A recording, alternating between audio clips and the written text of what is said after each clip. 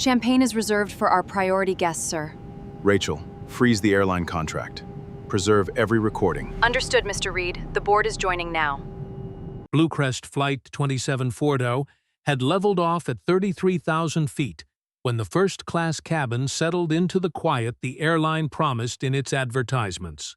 Warm amber light reflected from 12 crystal flutes as Victoria Hale pushed the champagne cart through the 12-seat cabin. Victoria knew several passengers by name and remembered their drinks. At 2C, a broad-shouldered white businessman laughed as she reached his row. "I wasn't supposed to be up here," he said, lifting his boarding pass. "The gate agent upgraded me 10 minutes before boarding." Victoria smiled as if he had shared good news with an old friend. "Then we should make the most of it." She placed a glass before him and poured until the pale gold liquid reached the widest part of the bowl. Marcus Reed watched from seat 3A. He wore a charcoal sweater, dark slacks, and a scratched steel watch that looked older than everything else in the cabin. A worn leather briefcase rested beneath the seat in front of him. He carried no visible sign of wealth, rank, or influence. He was also the only black passenger in first class. Victoria reached row 3 and filled the glass belonging to Walter Price, the silver-haired man seated across the aisle in 3C. Walter thanked her and returned to the legal history open across his lap. Victoria pushed the cart forward. She did not slow beside Marcus. She did not look at him. The cart rolled past 3A, leaving an empty tray table beneath the amber light. Marcus watched it travel another few feet before he spoke. "Excuse me, I believe you missed seat 3A. His voice was quiet, but the cabin was small. Victoria stopped. Her shoulders stiffened before she turned around. Her eyes moved from his plain clothes and worn briefcase to the boarding pass beside his hand. She returned to his row and lifted the unused flute meant for seat 3A. For a moment, Marcus thought she would set it down. Instead, she placed it back on the lower shelf of the cart. "I need to verify how this seat was obtained before I serve you." Marcus looked at her without moving. "My boarding pass was scanned at the gate and again at the aircraft door." "That doesn't answer my question." Victoria extended one hand. Marcus gave her the pass. She pinched the upper corner between two fingers, careful not to touch his hand. The seat number was printed clearly in dark ink. 3A, first class. Confirmed, she did not scan it. "Did you purchase this ticket yourself?" "Yes." "Was it transferred from another account?" "No." "Do you have the confirmation email?" Marcus glanced toward the businessman in 2C. The man had already taken his first drink. Victoria continued before Marcus could answer. "I'll also need photo identification and the card used for payment." Walter's eyes lifted from his book. He did not speak yet. Marcus looked back at Victoria. "Did you verify him?" He nodded toward 2C. Victoria followed his gaze, then returned the boarding pass with a short movement of her wrist. "He is a regular. He just said he received a gate upgrade." "That is different." Marcus waited.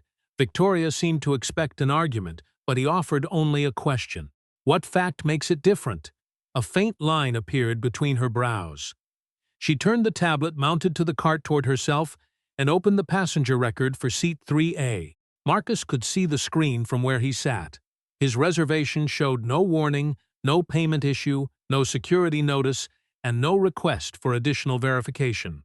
The record was clean. Victoria opened the service notes and typed with her thumb. "Service hold. Possible ticket irregularity." Marcus read the words as they appeared. "There was no irregularity until you wrote one." Victoria locked the screen. "I'm doing my job. Then tell me which policy you're following." She did not answer. Her fingers rose to the silk scarf at her throat and adjusted a knot that was already straight. Then she pushed the cart forward. Walter closed his book. The soft sound carried farther than it should have. Marcus returned the pass to the tray and looked through the window.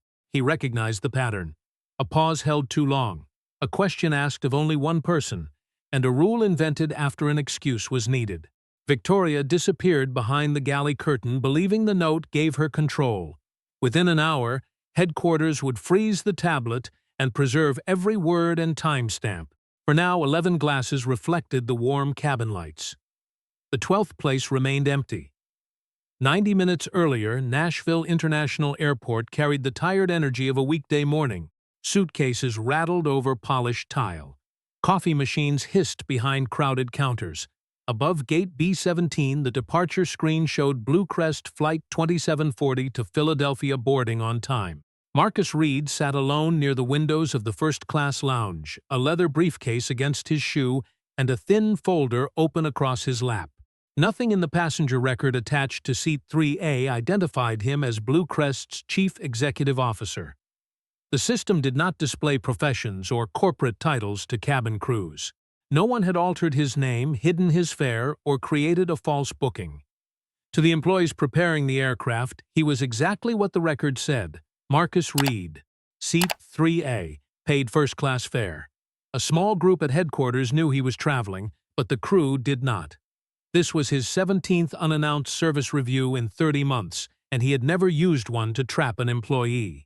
He did not invent problems. He watched what happened when no one expected a senior executive to be present. Most flights had gone well. A few had revealed careless habits or weak supervision. None had explained the patterns spread across the pages before him. The first file belonged to Denise Parker, a 42-year-old high school teacher from Louisville. 6 months earlier, Denise had used reward points to book a first-class ticket on a Bluecrest flight from Atlanta. Her boarding pass had scanned correctly at the gate and again at the aircraft door. Still, Victoria Hale had asked where the points came from, whether the account belonged to her, and whether she had confused the premium cabin with another row. Denise had been required to show identification twice. A white passenger nearby had also booked with points. No one questioned him. Marcus read the sentence Denise had written near the end of her complaint. They checked my ticket 3 times. When I asked why, the report said I became difficult. The words had no decoration. That made them harder to dismiss. Denise had listed 2 witnesses.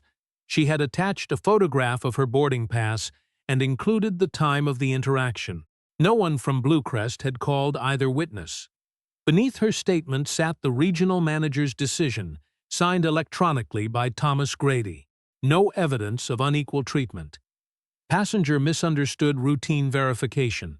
The complaint had been closed less than 6 hours after Denise submitted it.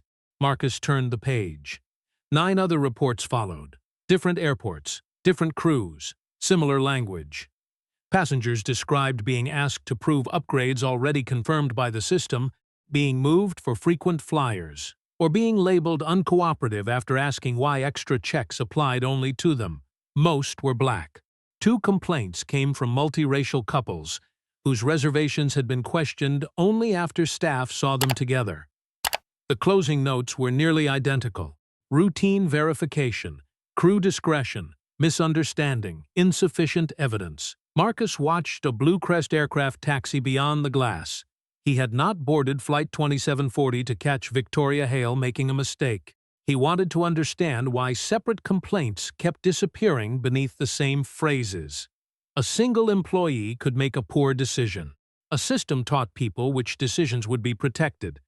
Inside his briefcase was the first-class service review, with Denise's complaint at the front. His right hand rested on the old steel watch at his wrist. The face was scratched, and the band had been repaired twice. It had belonged to his father, who spent 29 years maintaining commercial aircraft. His father could identify an engine fault from a change in vibration, yet passengers had often mistaken him for a baggage handler even when his engineering badge was visible. Once, after an executive apologized only after learning his title, he told Marcus, "Respect that begins after a title appears is not respect." The lounge speaker chimed. Bluecrest Flight 2740 to Philadelphia is now boarding first-class passengers at Gate B-17. Marcus closed the folder. His thumb remained over Denise's name. He still did not know whether he was about to witness one person's bias or the visible edge of something larger.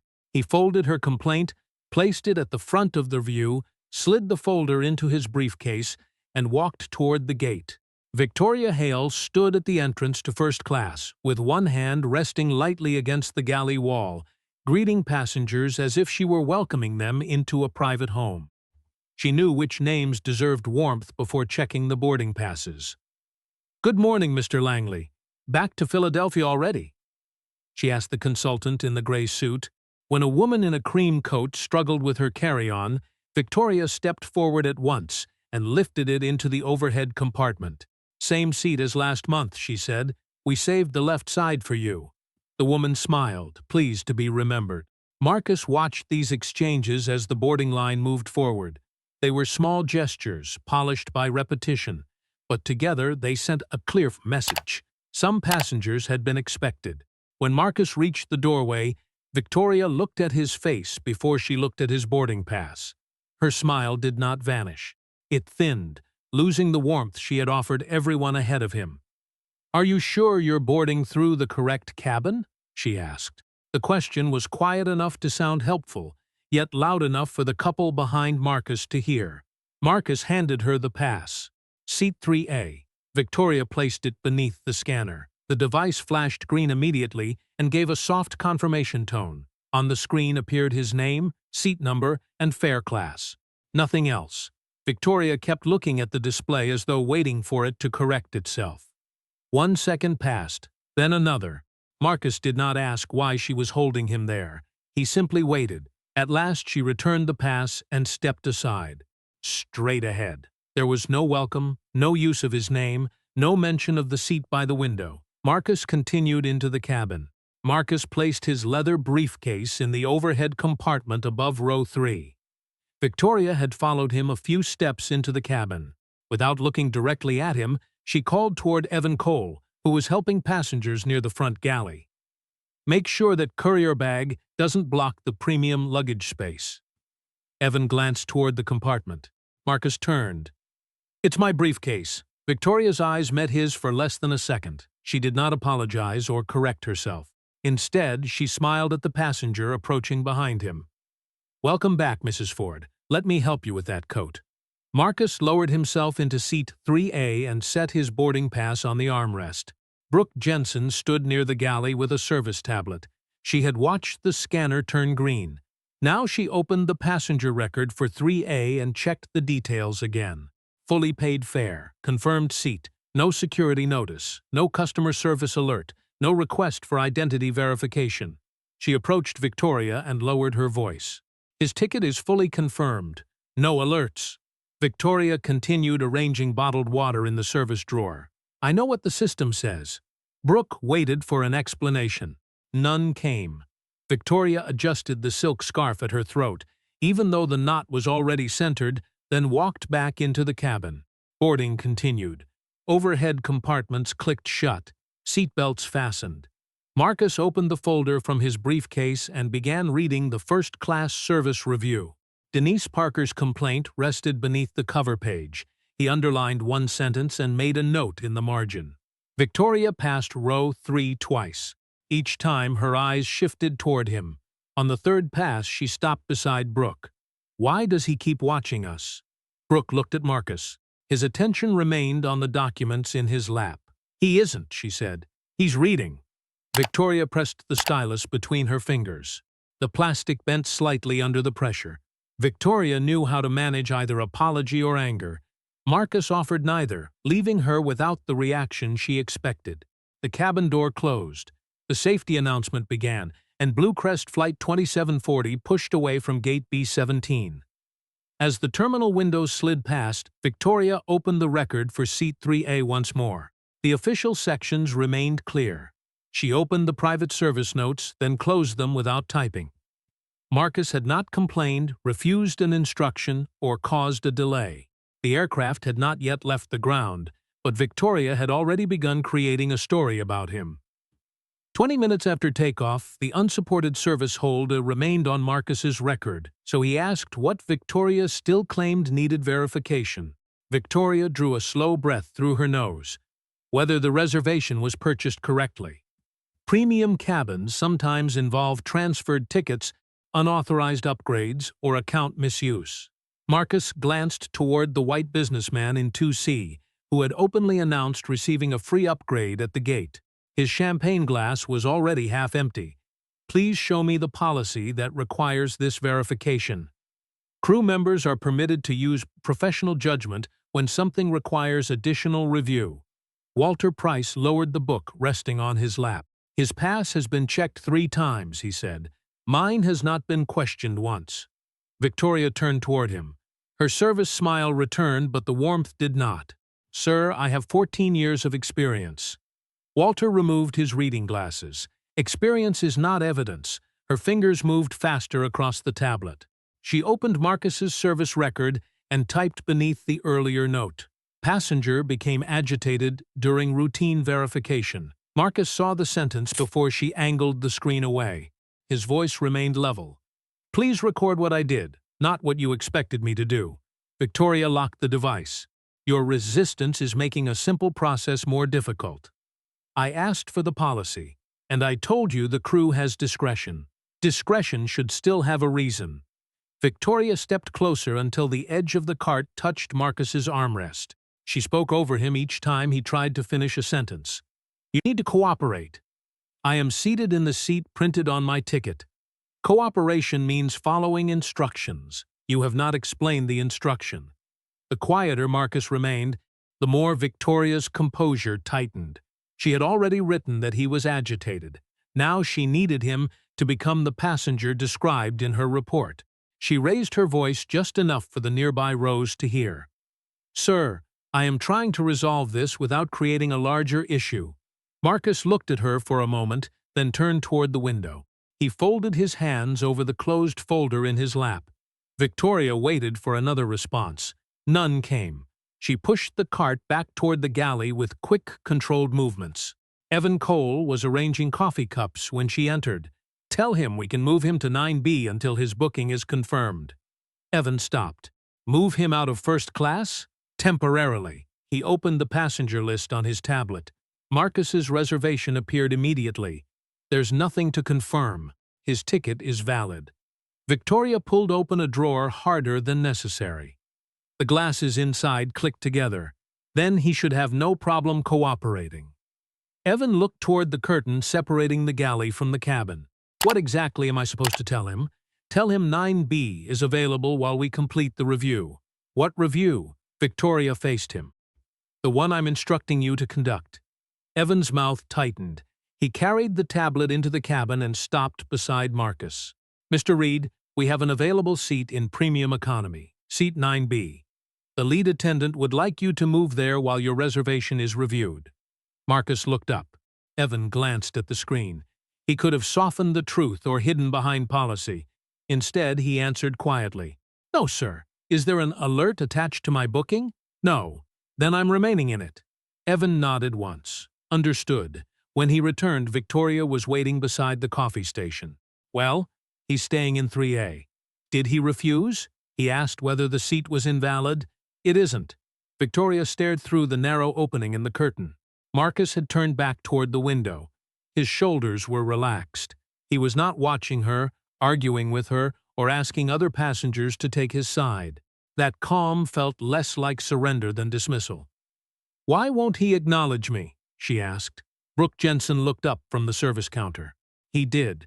He said he's staying in his assigned seat. Victoria's fingers closed around the cabin phone. She pressed the cockpit call button and waited.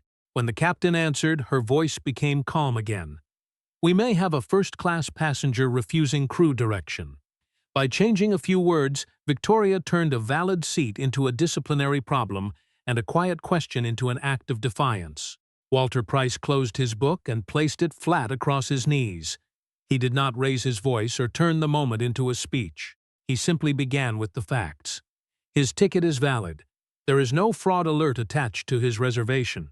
The man in 2C said he received a complimentary upgrade, and you served him without asking for identification, payment confirmation, or an email.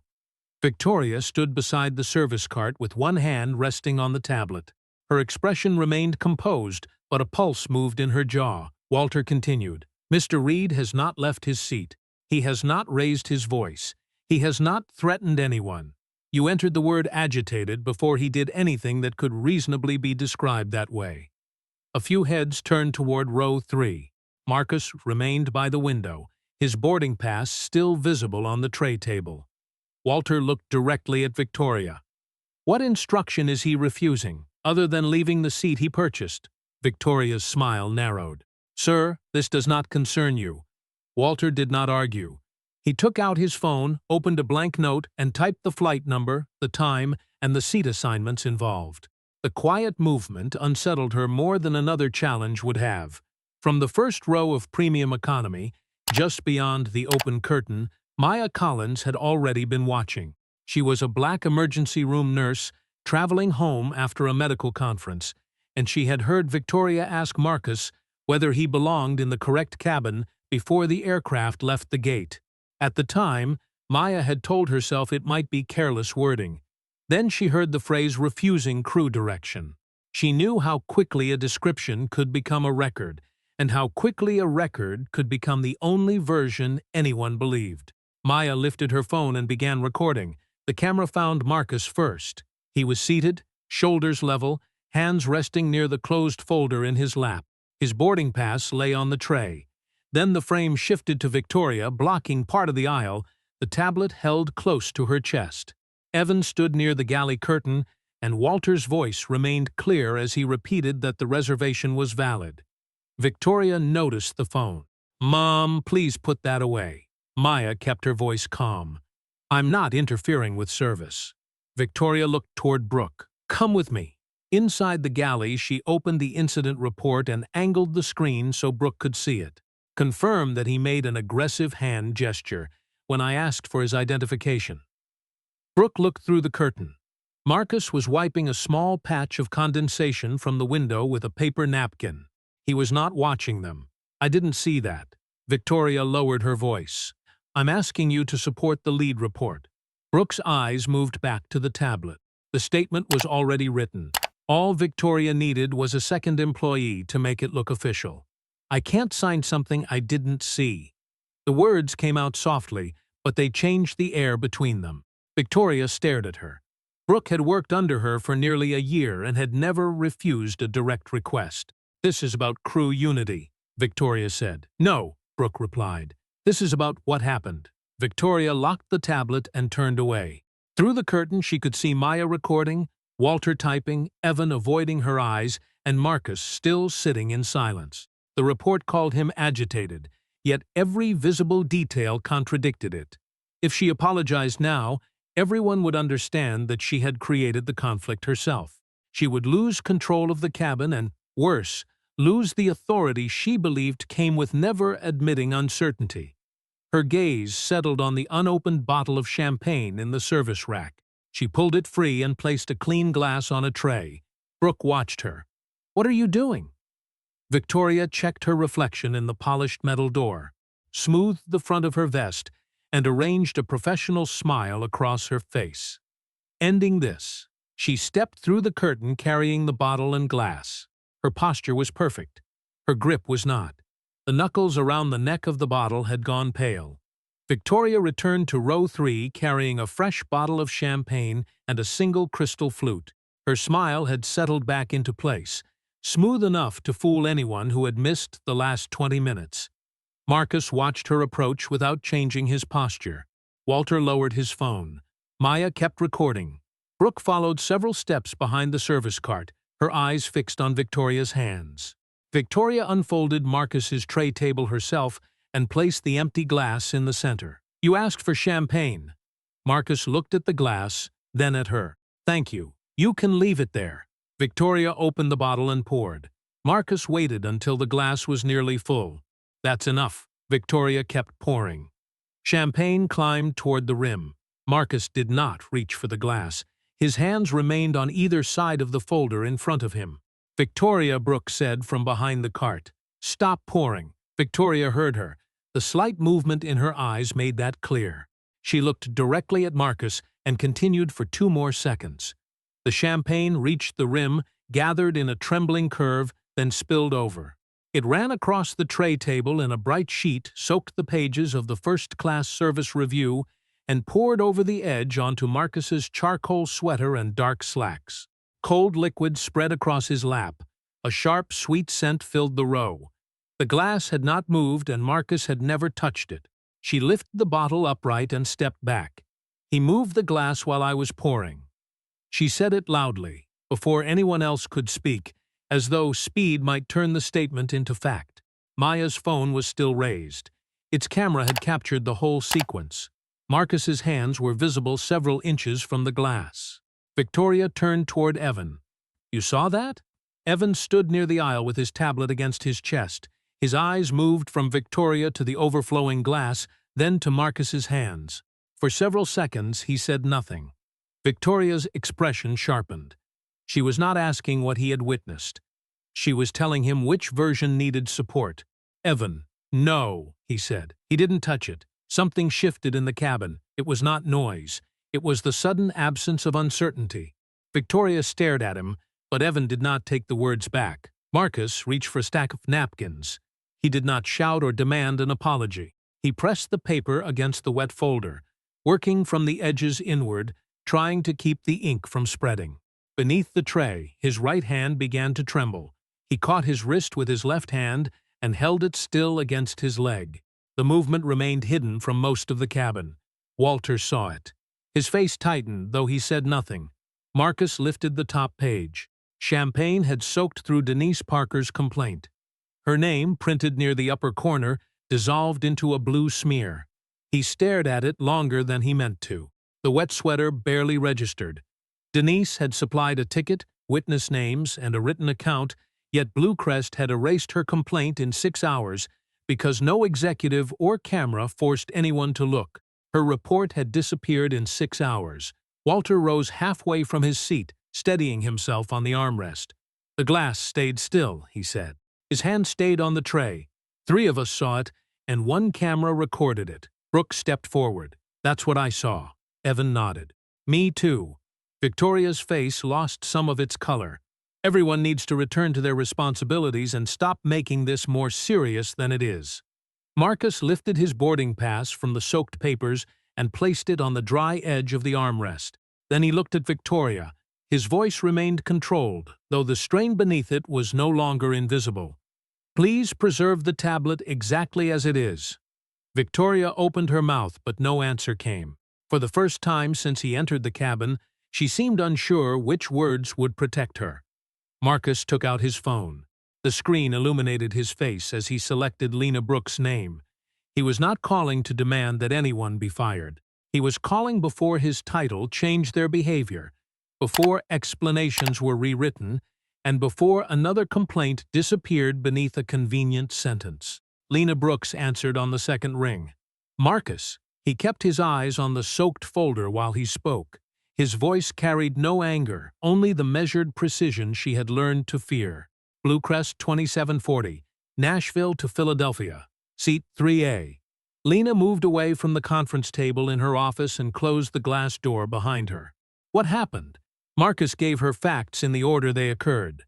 "My first-class ticket is valid.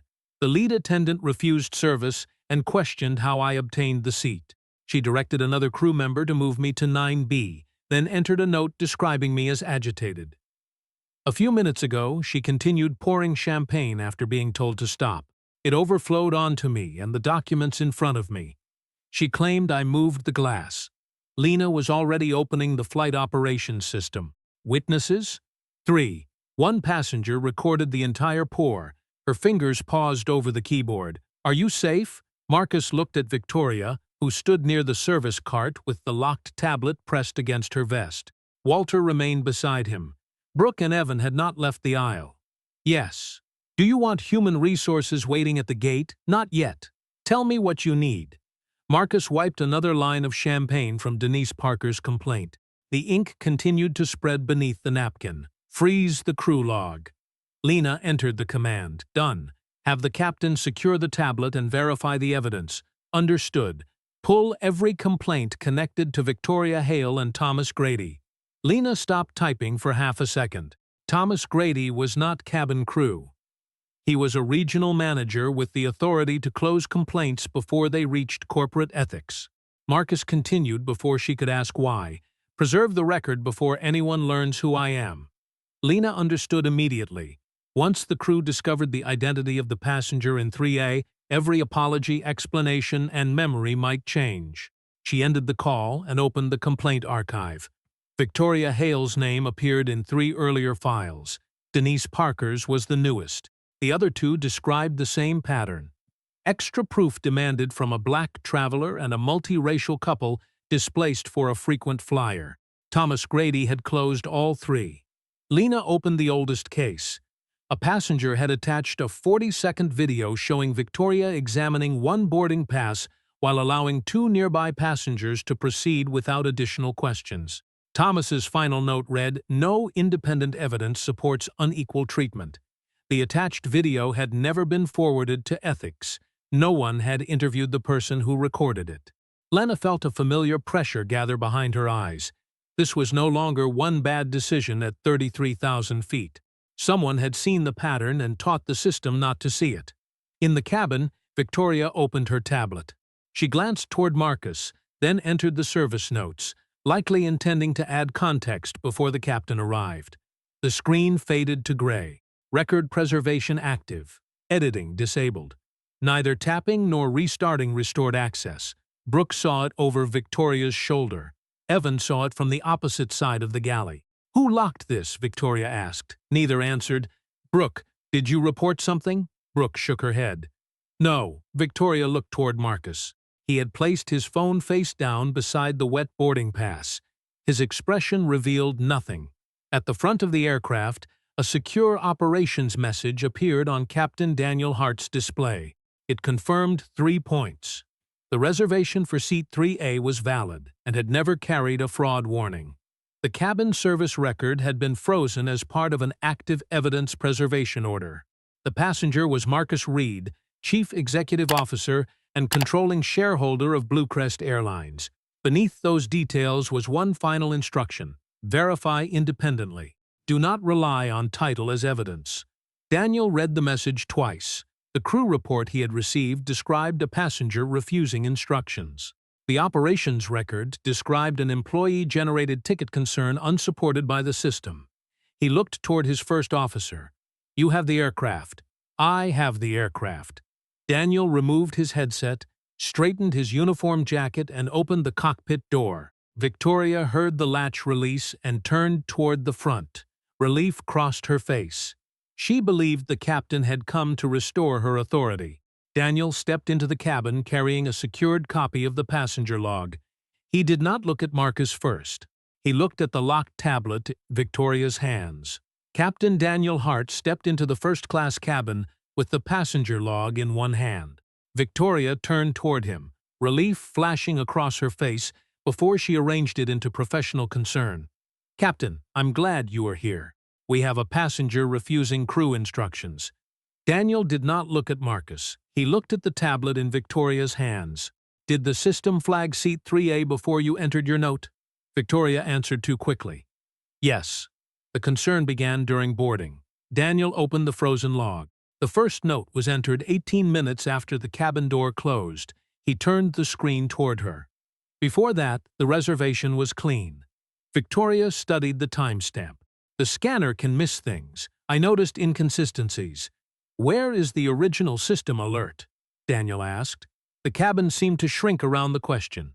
Victoria looked toward Brooke, then Evan. Neither spoke. "It may not have saved correctly," she said. "The log preserved every other action." Walter remained seated with his phone in hand.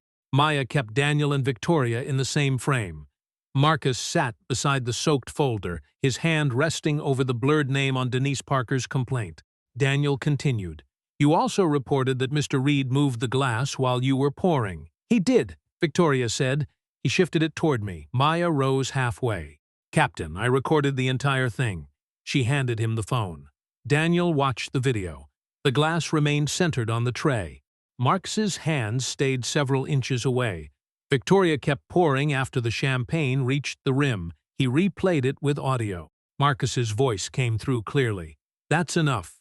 A second later, Brooke said, "Victoria, stop pouring." The stream continued until the liquid spread across the papers.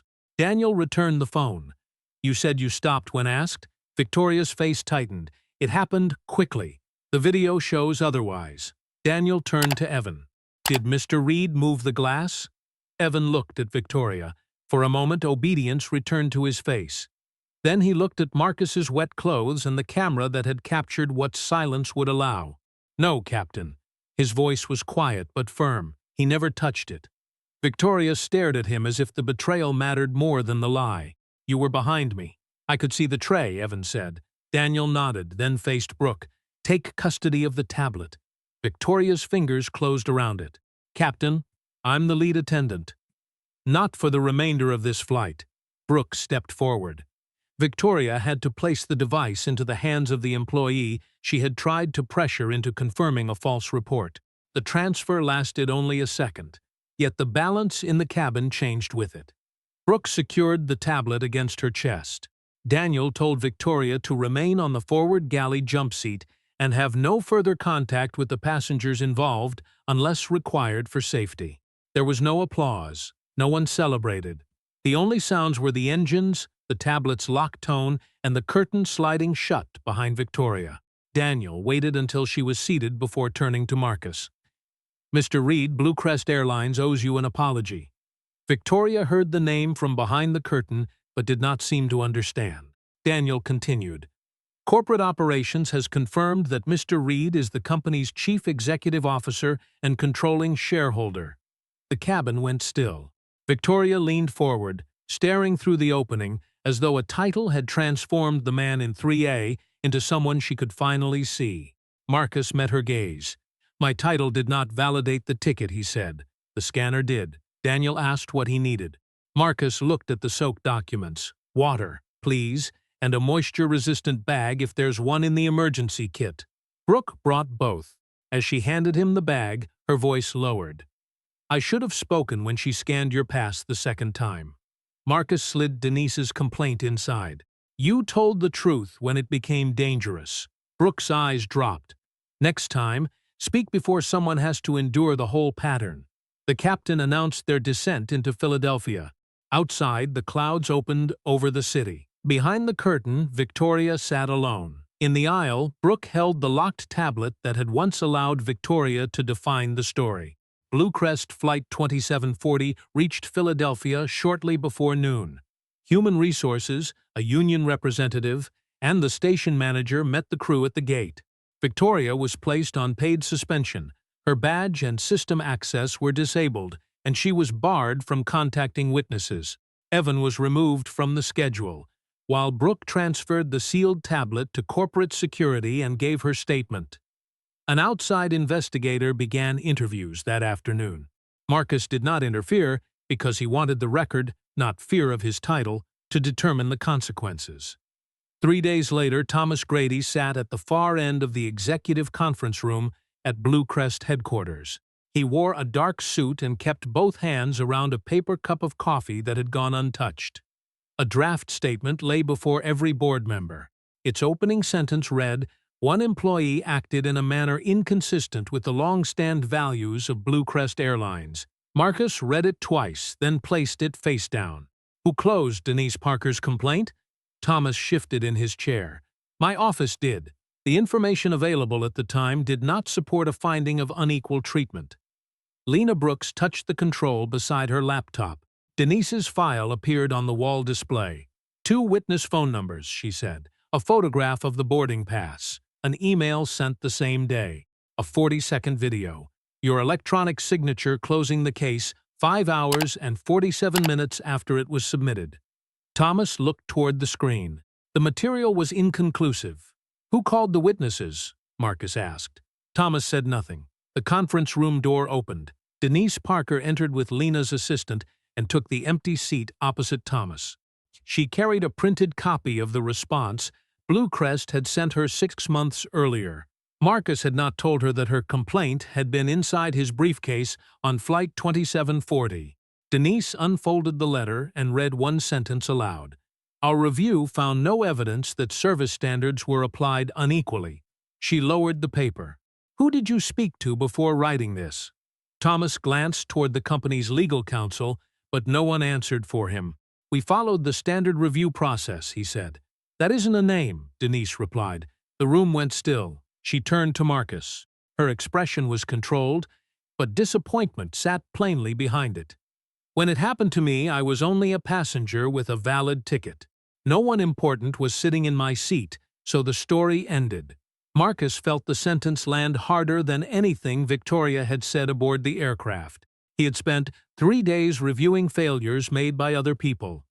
Denise had just named the one he had been avoiding. Victoria had created the false report. Thomas had buried the complaint. But Bluecrest senior leadership had celebrated low complaint numbers without asking how complaints disappeared.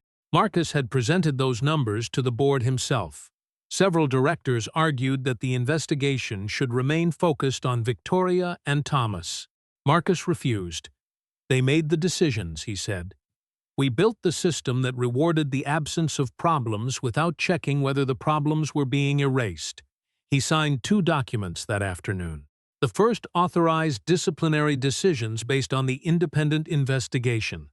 The second acknowledged the executive team's failure to identify a repeated pattern in closed discrimination complaints. 6 days after the flight, Bluecrest terminated Victoria for applying unequal standards, creating false service notes, and pressuring colleagues to confirm events that had not occurred. Thomas was dismissed for repeatedly closing complaints without contacting witnesses or forwarding evidence to ethics. Evan received a 3-week suspension and lost promotion eligibility for 1 year.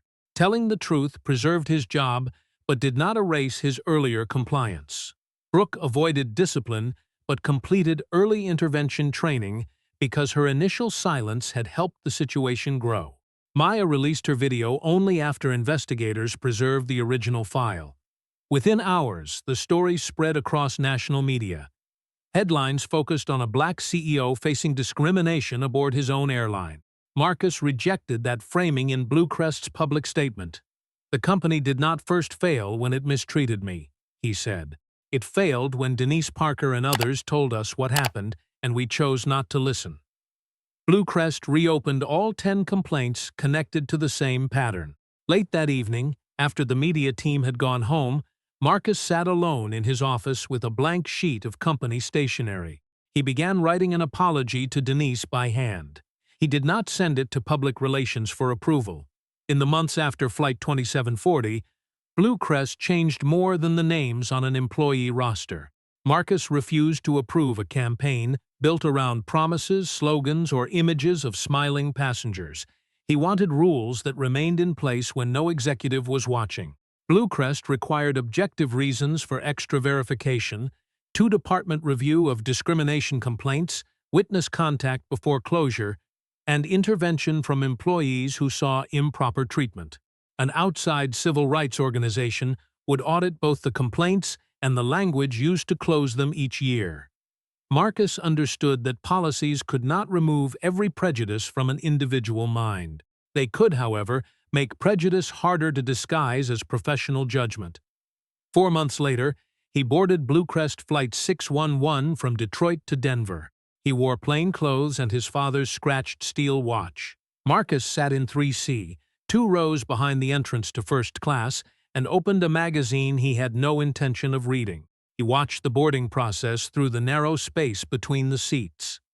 A young black college student entered carrying an old canvas backpack.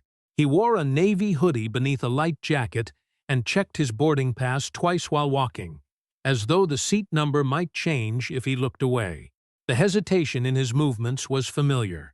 First class was not designed to feel unfamiliar, yet some passengers entered it already prepared to explain themselves. The attendant at the door accepted his boarding pass and placed it beneath the scanner. The light turned green. She looked at the name on the screen. "Welcome aboard, Mr. Ellis." That was all. No second scan, no pause long enough to become suspicion, no question about how he had obtained the seat. She pointed toward 1A and asked whether he wanted help with his backpack. He thanked her and lifted it toward the overhead compartment, but the bag caught against a hard-sided suitcase already inside. The attendant stepped forward, shifted the suitcase a few inches, and made room without calling the backpack a courier bag or suggesting that it belonged elsewhere. "You're by the window," she said. "Let me know if you need an outlet adapter." Mr. Ellis sat down and placed his boarding pass beside his phone. His shoulders remained slightly tense until the attendant returned with the pre-departure drink tray. She offered him water, orange juice, or champagne in the same tone she had used with the white passenger across the aisle. He chose orange juice. The man seated in 1C looked at the hoodie, then at the backpack above the student's head. His gaze lingered longer than courtesy allowed. The attendant noticed. She did not follow his eyes or join the silent question. She placed a menu in front of Mr. Ellis, confirmed his meal choice, and continued to the next row. Nothing dramatic happened. No one asked for a confirmation email. No one demanded the credit card used to pay for the seat. No employee searched for an irregularity after the system had already confirmed the reservation. No passenger needed to raise a phone and record. Marcus remained anonymous in 3C while the cabin door closed. Mr. Ellis opened a thick economics textbook, put on his headphones, and began highlighting a paragraph. The attendant completed the safety check and moved through the cabin without looking back at him more often than she looked at anyone else. As the aircraft pushed away from the gate, Marcus ran his thumb over a scratch on his father's watch. He thought of Denise Parker, whose complaint had once been closed in less than 6 hours. He thought of Brooke finding the courage to speak only after the harm had nearly reached its end. He thought of Victoria staring at a valid ticket and choosing to trust her assumption instead. Bluecrest had not become perfect in 4 months. No company changed that quickly. Some complaints still arrived. Some employees still made poor choices. The difference was that those complaints could no longer disappear behind one manager's signature or a phrase like routine verification. Marcus looked toward 1A. Mr. Ellis had turned a page. The attendant was serving the next row. There was no confrontation, no public apology, no emergency call, and no revelation that the quiet passenger nearby owned the airline. Nothing happened. For the first time, that felt like proof. If this story made you think, like the video, and subscribe for more stories like this. Which moment stayed with you most, and where are you watching from? Tell us in the comments.